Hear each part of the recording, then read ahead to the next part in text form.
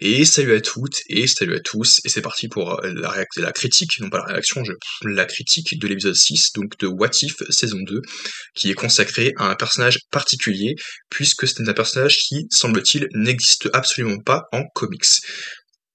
J'ai lu très peu de comics, donc je ne peux pas, je ne l'ai vu dans aucun comics, forcément, si c'est vraiment le cas, ça serait étonnant. Mais apparemment, effectivement, Kaori aurait été un personnage donc qui aurait été créé de toutes pièces exclusivement pour Marvel Studios. Donc après, est-ce que donc c'est délicat, étant donné qu'elle a été introduite dans un programme en animation, donc étant donné What If, est-ce que on la reverra donc par la suite dans les films qui sortiront au cinéma? En vrai, moi je pense que ça va être très cool, ce serait sympathique.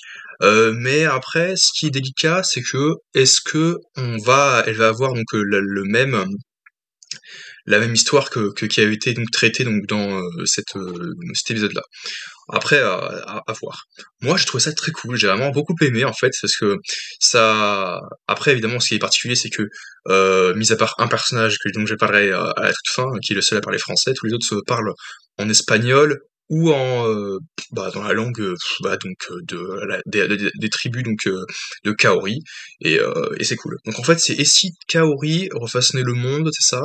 Voilà, je sais plus trop exactement, mais en fait, toujours est-il que voilà, j'avais déjà eu vent donc, de cette histoire. J'avais déjà eu vent de l'histoire donc, de Kaori, donc qu'elle avait traité dans What If.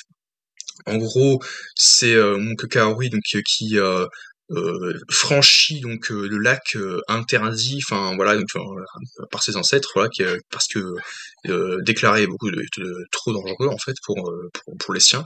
Elle brave du coup l'interdiction, et puis du coup elle se retrouve donc très vite à fuir donc des colonialistes espagnols envoyés par la reine d'Espagne, voilà, qui sont venus en quête de richesse, enfin surtout en quête de terre aussi pour pouvoir conquérir, revendiquer ces terres au nom de la reine d'Espagne, voilà, donc et chasser donc les indigènes et puis ceux qui vivent là-bas, donc voilà quoi. Bon, toujours pareil, les hommes blancs qui viennent chasser donc les euh,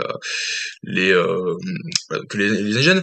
Mais voilà, donc du coup tu as Kaori qui du coup décide donc de se cacher, donc voilà, et puis elle tombe au fond de l'eau bleutée, et elle se retrouve donc transférée donc, via le cube cosmique, via le Tesseract, parce que entre-temps tu as aussi le gardien qui a expliqué que en fait il explique un scénario donc alternatif, donc, comme pour toutes les autres histoires, dans lequel Odin aurait vécu jusqu'au Ragnarok, et se serait servi lui-même donc du Tesseract ou alors je sais plus pourquoi il s'en sert, mais bref, il est juste en sous-sorteur qui dit ah je suis ta fin, je vais comme il le fait dans Ragnarok justement. Et le cube cosmique dont se retrouve donc à travers l'espace et le temps, et se retrouve donc sur Terre, chez les ancêtres de enfin chez la Terre donc de Kaori, et elle acquiert donc des pouvoirs comme Captain Marvel, comme d'autres personnages voilà, qui ont des pouvoirs après avoir été exposés au Tesseract, et elle s'en sert, hein.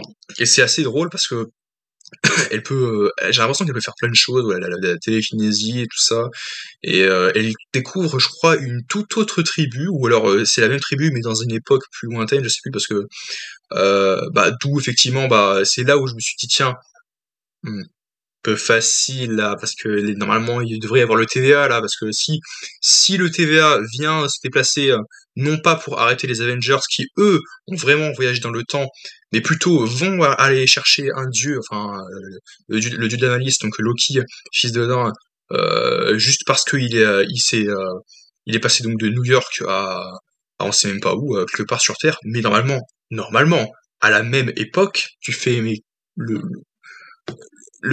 qui peut savoir que le destin a été changé, altéré s'il ne voyage pas dans le passé, le futur, bref, vous avez compris en fait, c'était absurde en fait, alors que là, on sent vraiment que Kaori donc a été vraiment téléporté à travers l'espace et le temps, alors que Loki c'est juste l'espace et basta, c'est juste Bref, et puis qu'elle acquiert des pouvoirs et donc elle s'en sert aussi donc pour, et très vite, elle s'intègre à cette nouvelle, colonie, enfin cette colonie, cette nouvelle tribu sont assez particuliers parce que voilà, on leur dit que: «Ouais, on chasse les fruits, on saute, on grimpe aux arbres, nous aussi on a des pouvoirs assez spéciaux», parce que tous en fait, tous viennent de chez elle, en fait, puisque tous ont été donc, sont tombés dans le bassin où le Tesseract c'est ah!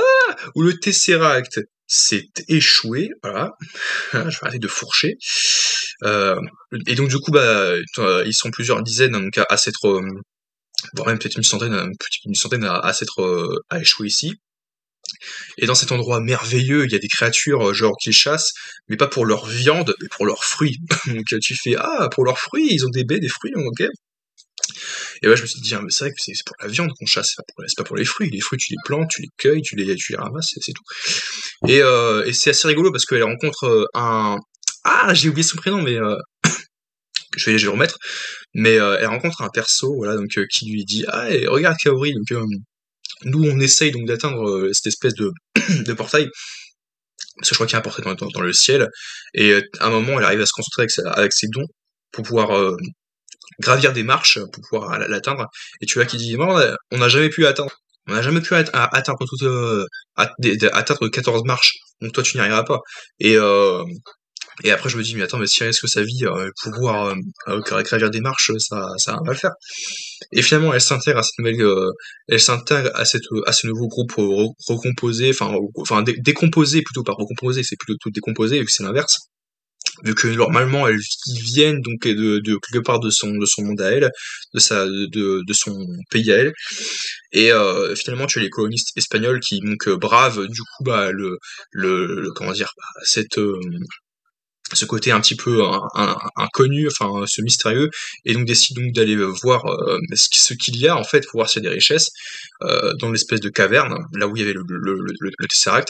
Et tu as donc du coup une dizaine d'Espagnols qui sont donc transférés également dans cette espèce donc d'autres espaces à travers le temps. Et du coup ils croisent Kaori et puis les autres ils les attaquent. Et moi, ce que j'ai plutôt bien apprécié, c'est qu'en fait, c'est Tomoki Kaori qui, en gros, qui s'impose et qui, il se dit: «Bah, moi, c'est à moi donc de veiller sur les nôtres. En fait, je dois protéger notre terre sainte, voilà, donc notre terre sacrée, voilà, tout ça. Et comme j'ai découvert un pouvoir inné, je me dois de le contrôler, voilà, bref. C'est assez simple à comprendre, mais en même temps, en retranscrire, tu te dis, bah, en fait, non, en gros, elle veut juste que, bah oui, donc être en paix, et les arrêter, quoi. Il y a pas plus basique, quoi. Mais en soi, dans ce que va raconter l'épisode, c'est vrai que c'est très cool, c'est intéressant. C'est d'autant plus intriguant parce qu'on ne connaît pas donc les origines de son peuple, d'où elle vient, etc., vu qu'on ne l'a jamais vu. Alors que le but, c'était donc de découvrir donc, des personnages qu'on connaît déjà, en fait, qu'on a déjà eu dans le MCU. Et, moi, je trouve ça très, très cool. Je trouve que le pari donc, est assez réussi. On arrive à s'immerger donc, dans cette nouvelle fresque. Et moi, j'ai beaucoup aimé. Finalement, du coup, à la toute fin, elle ouvre un portail, elle arrive à franchir le portail, à rentrer chez elle. Et du coup, elle réussit elle-même à ouvrir des portails comme le Tesseract, à travers l'espace. Et du coup, elle arrive à avoir raison des colonistes espagnols. Du coup, au moment voilà, où les Espagnols attaquent, elle, tout le monde, comment dire, vers un riposte, tout le monde vont à la charge avec Kaori. Et voilà, donc ils s'affirment, ils se défendent, et puis ils repoussent les Espagnols.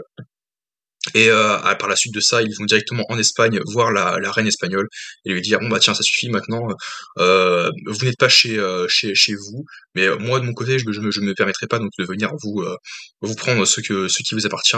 Parce qu'évidemment, le message, enfin, tu avais pas besoin c'est même pas un message, mais tu pas besoin de le comprendre, mais elle pourrait, en fait, littéralement, via ses pouvoirs, si Kaori, décide donc de prendre l'Espagne, comme ça, bah, elle le peut, hein. Donc c'est pour ça qu'elle le dit, en fait. Elle le dit, non. Moi, je me mêle pas à vos affaires. Je viendrai plus pas vous embêter, prendre possession de vos terres. Donc je vous laisse en paix, mais vous laissez-moi en paix et les miens, quoi. Parce que certes, vous pouvez peut-être avoir une chance de nous avoir, mais moi, j'ai d'autant plus de chances de vous écraser et puis et de prendre possession donc, de votre royaume. Donc arrêtez, donc laissez-nous tranquille, laissez-nous en paix. Et voilà, tout ira bien. En gros, c'est ça. Donc, c'est ça. Et moi, j'ai trouvé ça très, très sympathique, j'ai bien aimé.